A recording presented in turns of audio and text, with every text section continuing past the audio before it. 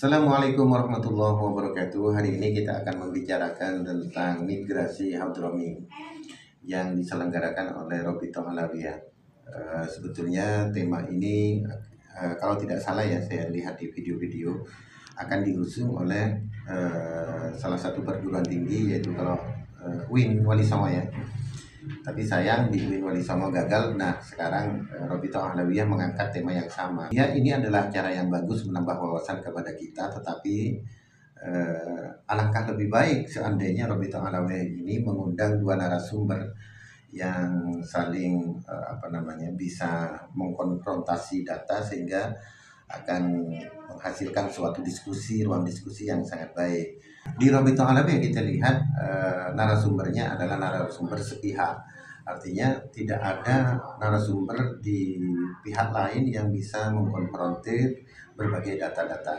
Nah ini tapi terlepas itu ya, itu adalah suatu hal yang bagus. Tapi kedepannya kalau menyelenggarakan lagi Robitoh Alawiyah, lebih baik memang mengundang dua narasumber yang berbeda di dalam pandangan, sehingga akan membuat kita tercerahkan dengan berbagai versi-versi yang ada.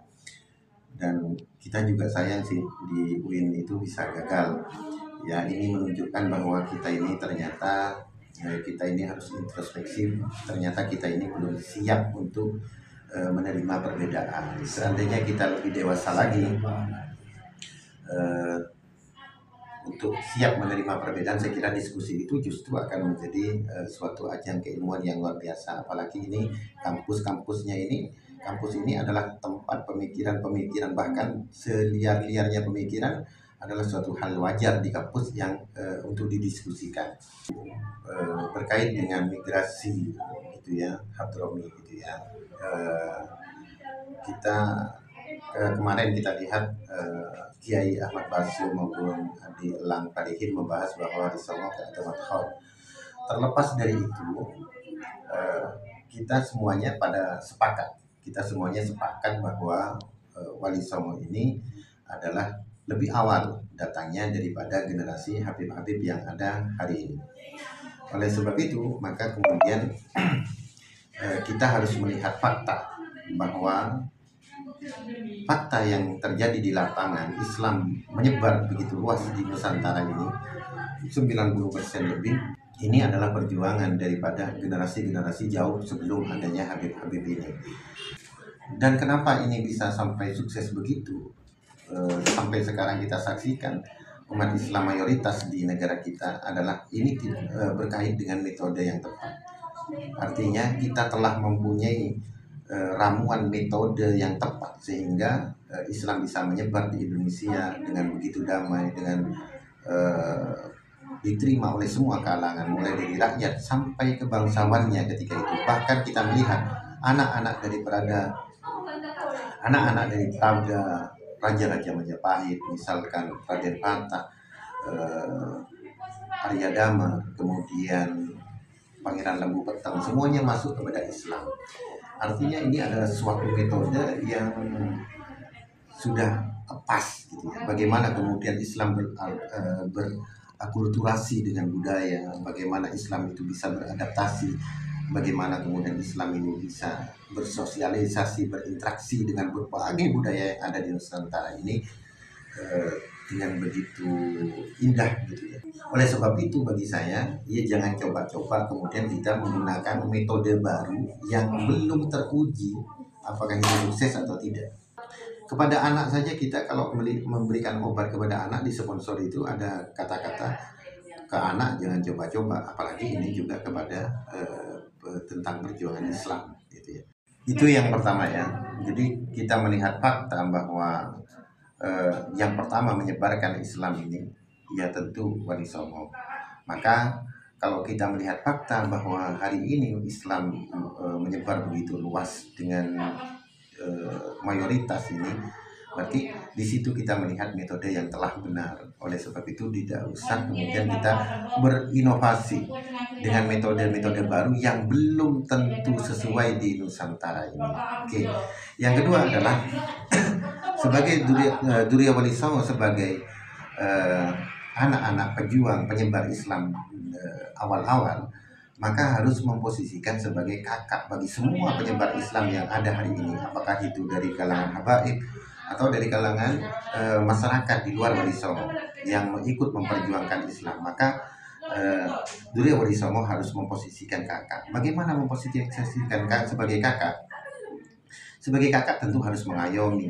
Kakak itu harus memberikan pengarahan, dan jangan sampai kemudian sebagai kakak justru berposisi yang lain. Di antaranya adalah cara mendidik yang salah.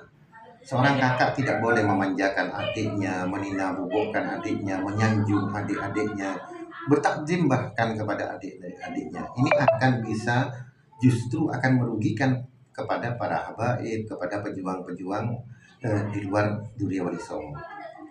Kenapa saya katakan begitu?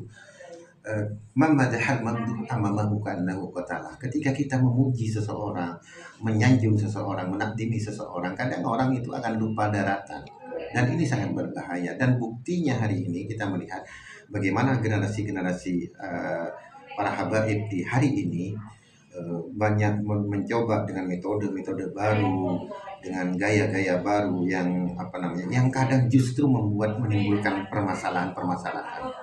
Bagaimana kita melihat hari ini metode-metode yang tidak pernah diajarkan oleh Wali Songo. Metode yang diajarkan Wali Songo bagaimana ulama dan umara itu menunggal, selalu bersama, berdampingan. Tidak ada interest yang sangat menimbulkan sesuatu yang tidak kita inginkan.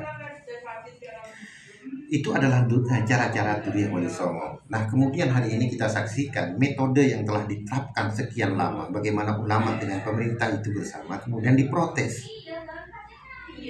Seakan-akan ulama yang dekat dengan pemerintah dikatakan ulama su dan lain sebagainya. Di lain waktu mereka juga coba berkonfrontasi dengan pemerintah, menyerang pemerintah dengan bahasa-bahasa yang itu tidak pernah diajarkan oleh Durya Wali Songo. Dan ini adalah suatu metode yang tidak pernah diajarkan. Jadi kita hari ini sedang ada dua metode yang kita hari ini tampak, yaitu metode yang telah teruji bertahun-tahun yang diterapkan oleh Wali Songo, dan improvisasi metode-metode baru yang dicoba-coba. Oleh sebab itu maka kemudian metode yang telah diterapkan oleh Wali Songo ini adalah suatu hal yang sudah teruji. Oleh sebab itu tidak usah dirubah-rubah. Dan yang terakhir, karena metode dari Wali Songo ini sudah terbukti bahwa itu sudah teruji, maka kita juga harus melihat bagaimana sih kunci suksesnya. Kunci suksesnya diantaranya adalah berbaur. Tidak ada klasifikasi lagi apakah ini Durya Wali Songo atau bukan. Kan selama ini tidak ditampilkan, kan baru-baru ini aja ini Durya Wali Songo. Selama ini kan sama aja, ya kiai ya. Sehingga kadang orang sudah tidak tahu lagi bahwa ternyata ada Durya Wali Songo itu. Saking tidak menonjolkan nasab, berbicara tentang nasab, sehingga sampai orang-orang tidak tahu kadang bahwa Wali Songo itu punya keturunan. Bahkan dianggap Wali Songo itu mandul nanti.